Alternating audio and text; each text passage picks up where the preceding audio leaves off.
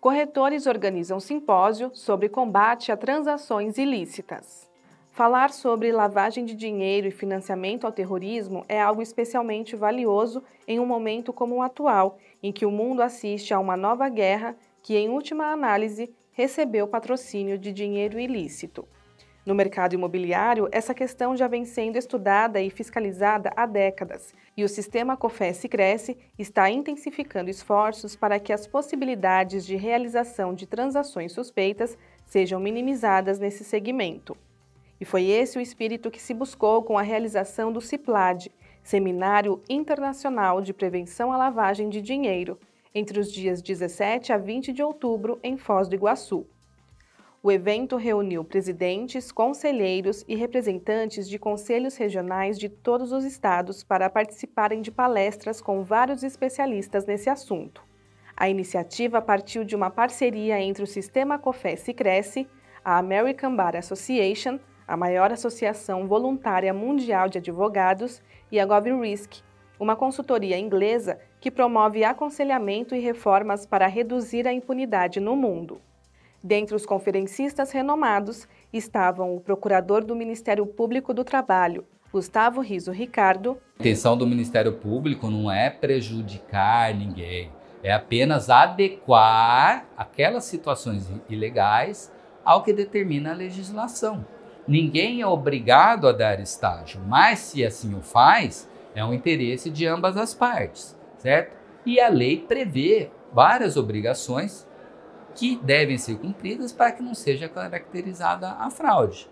Então, sim, a publicização ela é muito importante para entender agora que o fiscal do conselho que constate a irregularidade, né, ele vai mandar essa informação para o Ministério Público do Trabalho. E aí, essa pessoa que antes entenderia que isso fosse um problema administrativo junto ao conselho, ele vai ter uma situação, um inquérito civil público aberto com o Ministério Público.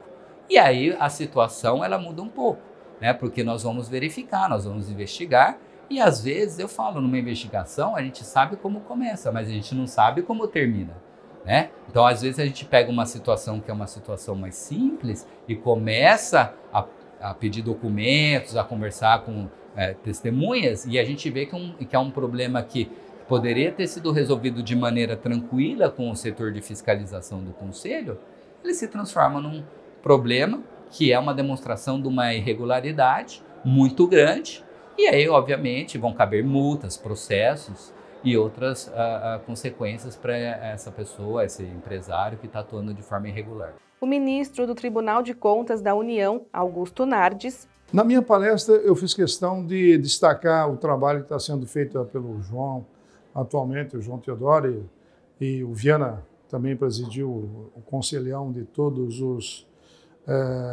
profissionais de corretores, e eu acho que nós estamos iniciando um trabalho inédito em relação às profissões dentro do sistema de corretores do COFES. Um trabalho inédito, porque nós estamos nos inclinando para fazer uma avaliação mais profunda de como melhorar a integridade dentro da estrutura, como passar confiança, como passar credibilidade.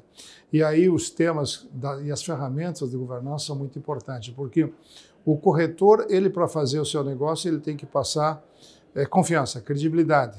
O vendedor, ele tem que passar isso. E se ele não tem regras de integridade, se ele não tem regras de governança, se ele não planeja, se ele não monta um planejamento estratégico, seja no aspecto da governança financeira, seja na parte da governança organizacional, o seu negócio pode até acontecer, mas não terá credibilidade se houver algum erro, algum equívoco. Então, para o corretor é muito importante entender que a governança lhe dá longevidade, lhe dá credibilidade de longo prazo.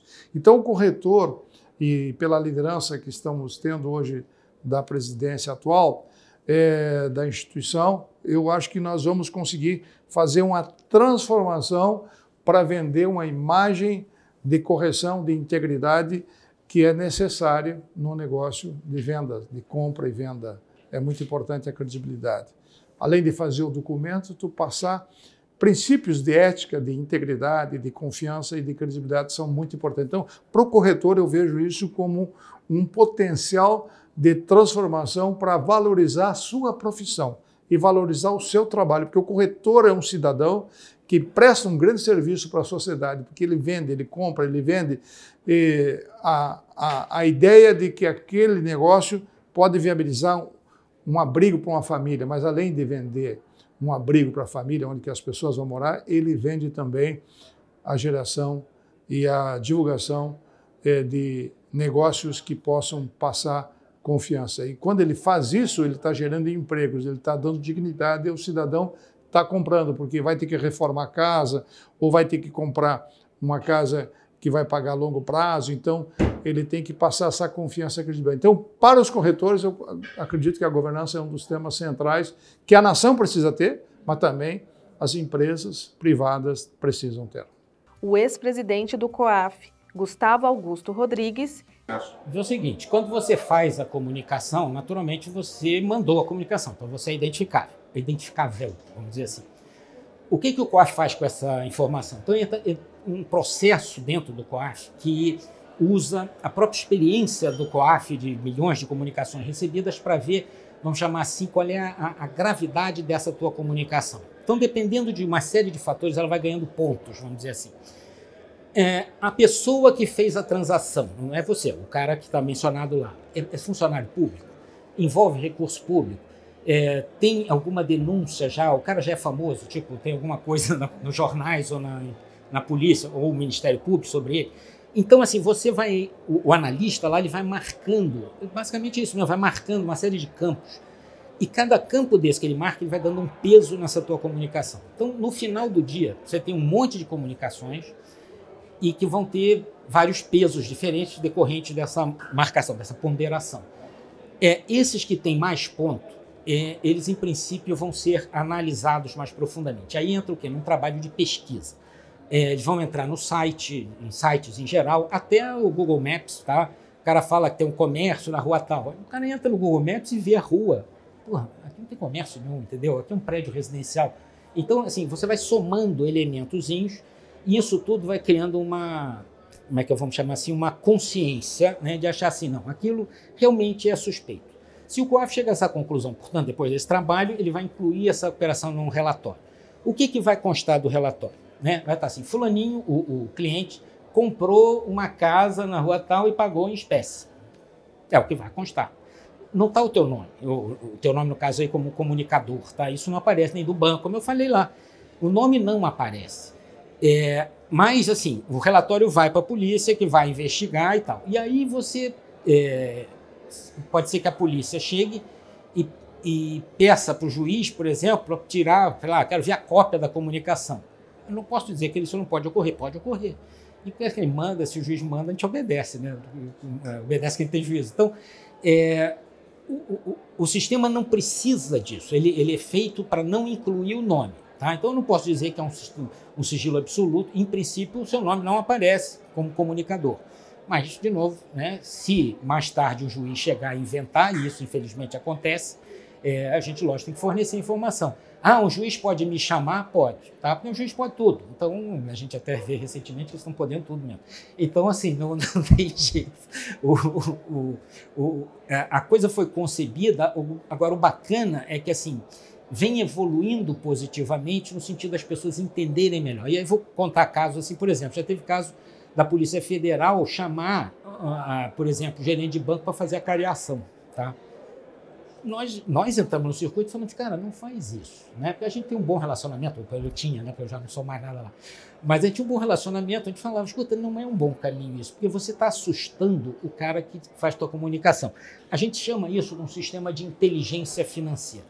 E inteligência, esse termo, né, que é muito usado no Exército, hoje em dia você tem várias áreas. Você tem inteligência de Estado, inteligência de crime, etc., e a inteligência financeira. Mas um fator em comum de todas as inteligências é a confiança. Tá?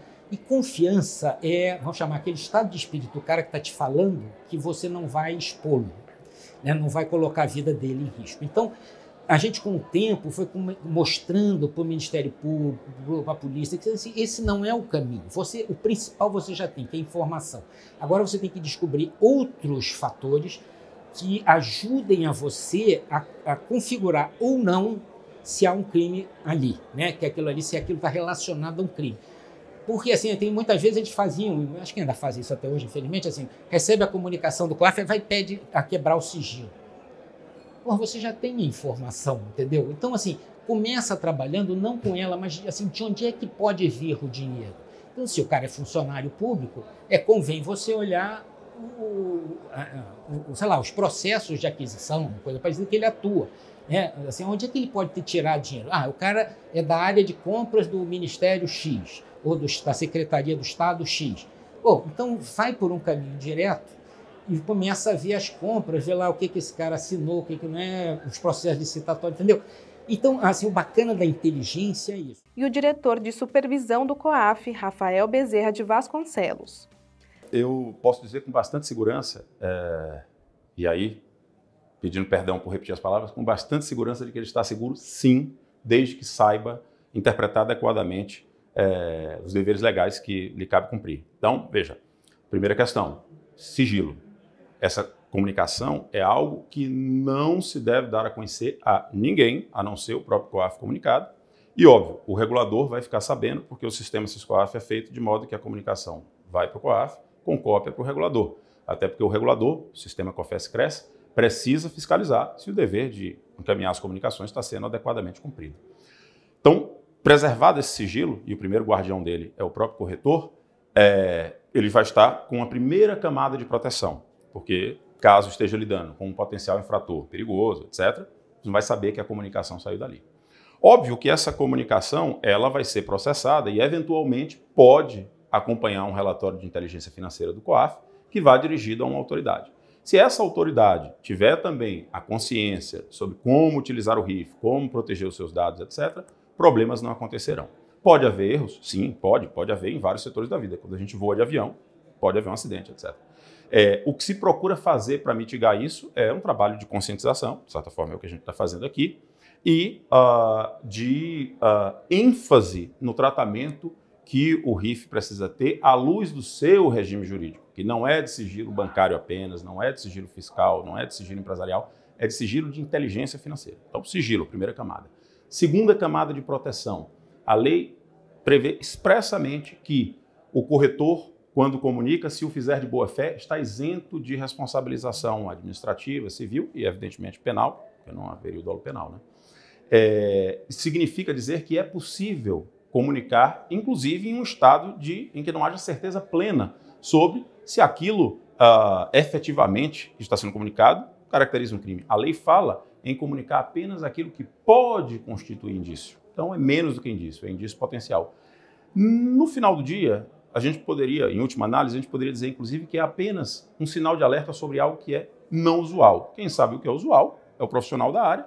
Então, se ele vê algo que foge ao usual, discrepa do mercado, discrepa do padrão de comportamento do cliente dele, que ele vai conhecer, discrepa em termos de complexidade jurídica muito grande, valor fora do normal, meio de pagamento estranho, quando ele se depara com isso, ele só precisa analisar se aquilo pode, eventualmente, caracterizar um indício de crime e ele comunica. Agora, eu não quero passar com isso a impressão de que, na dúvida, se comunica. Não. Na dúvida, o que se faz é uma análise de boa-fé. Se a conclusão da sua análise de boa-fé é no sentido de não comunicar e ela é razoável, e você não comunica, e guarda o registro dessa análise, está protegido como corretor. Se a sua conclusão é no sentido de comunicar, você também está protegido como corretor. Protegido juridicamente, porque efeito de boa-fé isso não gerará responsabilidade, protegido do ponto de vista de segurança pessoal, se o sigilo dessa comunicação estiver bem resguardado. Agora, uma coisa muito importante é perceber que, ao fazer uma comunicação também, não se está prejudicando um cliente. A comunicação não é uma notícia crimes, como se diz no vocabulário jurídico, né? Não é uma denúncia. A comunicação é um sinal de alerta. E como tal, continua mesmo depois que o COAF trata. O COAF consolida comunicações que recebe de vários lugares e manda. E, como eu, inclusive, tive a oportunidade de destacar na palestra, o número de comunicações que o COAF recebe, comparado ao que isso sai em termos de relatórios de inteligência financeira, deixa muito claro que boa parte, a ampla maior parte do que o COAF recebe, são informações sobre algo Em relação ao quê? Não se caracteriza nenhum ilícito no final. Boa parte daquilo ali é lícito. E a exposição de motivos da lei deixa claro que isso foi previsto dentro da sistemática brasileira. Tanto que o corretor não é obrigado a não dar curso à operação. Se fosse exigido algum nível de certeza, óbvio que ele não poderia dar curso a uma operação que levaria a uma lavagem. Como há apenas um sinal de alerta, apenas algo estranho, então ele pode dar curso à operação, mas deve fazer a análise para comunicar ou não. Em cumprindo essa obrigação, ele está resguardado. Até porque ele não tem bola de cristal para saber necessariamente que aquilo ali pode ser uma prática ilícita sendo feita por meio da atividade que ele desenvolve, né? Também debateram sobre o tema o diretor da ABA Paraguai, César Pastore, e os representantes da GovRisk, Alejandro Broquetas. Está comprobado por muchos estudios, por tipologías realizadas a nivel internacional, por el GAFI, por otras organizaciones internacionales como el Fondo Monetario Internacional, el Banco Mundial o el BID a nivel regional, que el sector inmobiliario es utilizado para canalizar activos de origen ilícito en las economías formales. Es un sector de muy fácil acceso que presenta oportunidades muy grandes para que se puedan canalizar activos provenientes de distintos países. Es un sector que en general no está muy regulado en los países, donde hay mucha informalidad, donde hay pocos controles a nivel de los estados. Entonces, si los delincuentes, las organizaciones delictivas quieren introducir dinero en la economía real, es una manera muy fácil, muy directa y que en general tiene pocos controles, por lo cual es muy utilizado y se encuentra por lo tanto expuesta a un riesgo muy grande de lavado de dinero ou incluso de financiamento do terrorismo. E Joaquim da Cunha Neto. Bem, primeiro, definindo que atributos de risco tem naquela profissão, naquela atividade, né? Como eu disse ali, se você leva em conta riscos em relação à região geográfica, se nós estamos aqui em Foz do Iguaçu e eu entendo que o mercado de imóveis aqui tem um certo risco para lavagem de dinheiro dado a proximidade com a tríplice fronteira, eu boto ali um atributo de risco. Se eu tenho uma característica na minha região que são servidores públicos comprando imóvel com recursos em espécie, eu coloco mais um atributo de risco. Se a depender do tipo do imóvel face ao cadastro da pessoa, eu tenho outro tipo de risco. Esse é que é o ponto. Então, eu tento entender a minha clientela dentro de atributos de risco. Que risco tem aquele cliente, aquela operação, e que impacto tem caso haja uma operação suspeita ali, né? Porque, de novo, se o risco é alto, mas o impacto é muito baixo, não faz sentido eu gastar a minha energia, gastar os meus recursos lá. E da mesma forma, se o risco é baixo, muito baixo, ainda que o impacto seja alto, mas o risco é muito baixo, então eu não vou tratar aquilo dentro dessa abordagem baseada no risco. Vou naquilo que tem risco mais alto e impacto mais alto. Em paralelo ao seminário, foram organizadas oficinas com os responsáveis pelas áreas jurídica, de fiscalização e superintendência dos CRECES, para alinhar procedimentos e definir padrões de conduta pertinentes a essas entidades. O mercado imobiliário, na verdade, é um dos principais focos de lavagem de dinheiro, não só no Brasil, mas no mundo. Por isso, a Lei 8.913, né? O 14, não me lembro exatamente o número, ela foi muito sábia ao delegar ao Conselho Federal e aos Conselhos Regionais de Corretores de Imóveis a competência para fiscalizar a lavagem de dinheiro. Porque ninguém melhor para fiscalizar os corretores e as imobiliárias do que o organismo que fiscaliza normalmente as atividades dessas organizações e desses profissionais. Então, nós fomos encarregados disso. E não tem nada a ver a realização desse evento com qualquer evento internacional que esteja acontecendo nesse momento, foi mera coincidência. Ocorre que nós temos tido o cuidado de preparar esse evento já há aproximadamente 60, 90 dias, porque fomos procurados para conversar sobre a lavagem de dinheiro por duas ONGs, uma dos Estados Unidos e outra da Inglaterra, que trabalham especificamente no mundo afora ajudando os países no combate ao narcotráfico, ao terrorismo, etc. e tal, justamente prevendo a lavagem, fazendo prevenção à lavagem de dinheiro. E aqui no Brasil, né, como nós temos a obrigação legal de fiscalizar os corretores e as imobiliárias, a gente, obviamente, está tentando transmitir para os corretores de imóveis aquilo e para as imobiliárias aquilo que nós sentimos dentro do sistema Confescresce. E para isso é preciso que todo o nosso pessoal, presidentes, conselheiros, aquelas pessoas que estão conectadas diretamente ao sistema Confescresce, estejam muito bem conscientizados, porque eles serão cobrados pelos seus pares nas suas bases, nos respectivos estados. Então o evento tem esse condão, né? Fazer com que todos que estejam integrados ao sistema conheçam perfeitamente as obrigações que temos como fiscalizadores da profissão e, consequentemente, da lavagem de dinheiro por conta da delegação promovida pela Lei de Lavagem de Dinheiro e possam transmitir para os seus agregados nos estados essa mesma responsabilidade. Bom, o CIPLAD, ele cercou-se, no meu ponto de vista, de sucesso total, porque os objetivos foram atingidos. Tivemos aqui fiscais de conselhos regionais de corretores de imóveis de todo o Brasil, tivemos conselheiros, diretores, presidentes de Cresce e que puderam debater, discutir as questões. A aplicação da Lei 9.613 é uma responsabilidade grande por parte do sistema Confescresce e eventos como esse. Eu acredito que não tenha tido nenhum outro no Brasil com essa mesma grandeza. Então, eu acho que o COFES está de parabéns. E pela fala das autoridades que aqui compareceram, de quase todos os setores, o ex-presidente do COAF, o Antônio Gustavo, e os demais que aqui participaram, todos eles tiveram uma fala muito assertiva quanto ao posicionamento do COFES perante a aplicação da lei. Eu acho que eventos como esse devem se repetir. Nós vamos ter uma versão voltada somente para a pessoa jurídica em São Paulo no mês de janeiro de 2024, onde haverá uma outra oportunidade de ampla participação.